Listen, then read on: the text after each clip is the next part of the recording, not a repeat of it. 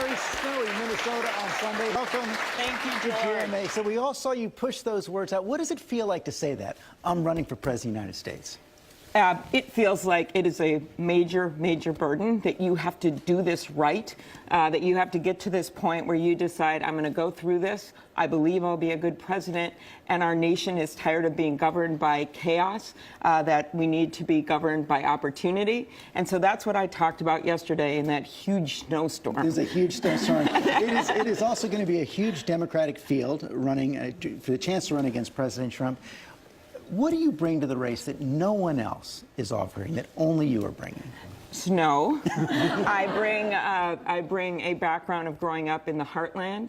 I bring some grit to the race that comes from being the granddaughter of an iron ore miner and the daughter of a teacher and a newspaperman, and someone that has risen to the challenges every time I get a job. I did that as prosecutor for 8 years. I did that in the Senate. The president signed in the last 2 years 34 of my bills into law that I've led or been the lead Democrat on, and I like to get things done. And then I think finally, I don't think anyone is talking enough about the challenges that are the challenges of our day.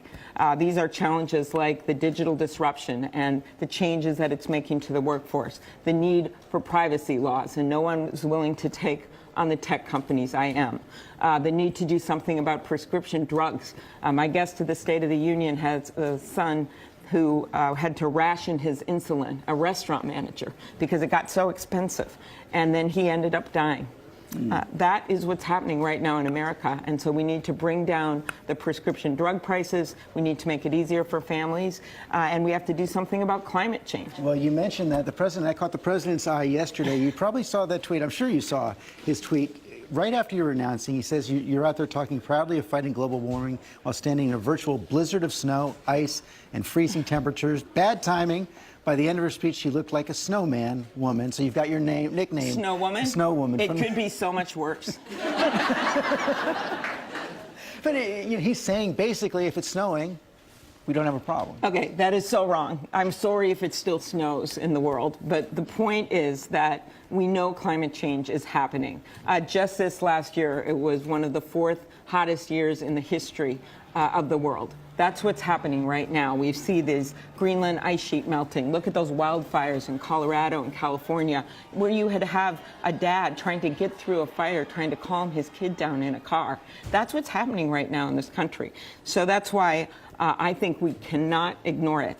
And what I said to him back was, I'd like to see, when he called me a snow woman, I'd like to see how his hair would fare in a blizzard.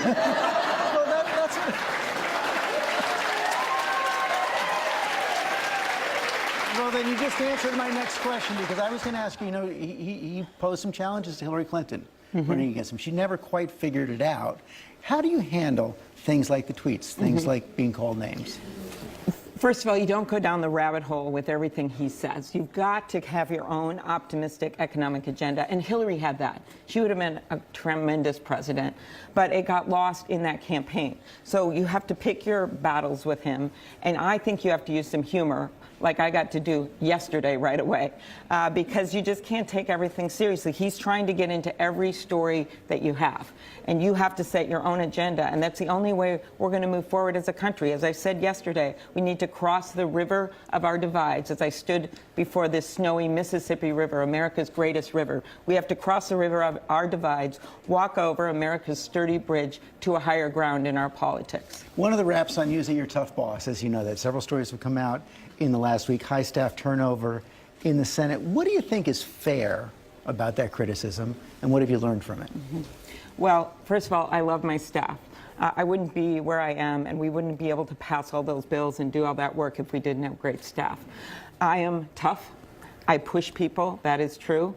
But my point is that I have high expectations for myself.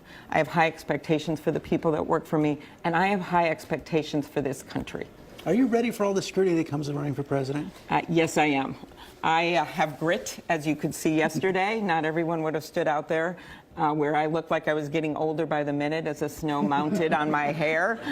And I am someone that throughout my life has overcome adversity, whether it was my dad struggling with alcoholism his whole life, whether it was my daughter being born She couldn't swallow. We didn't know if she was going to live. She spent a year and a half with a tube in her stomach, and that's how we fed her. And we just kept going, and we rose to that occasion, and she is now living in New York City, her first job, and a great kid. Hope you get to have lunch with her today. Thanks for coming in this morning. Thank you, George. It was great to be on.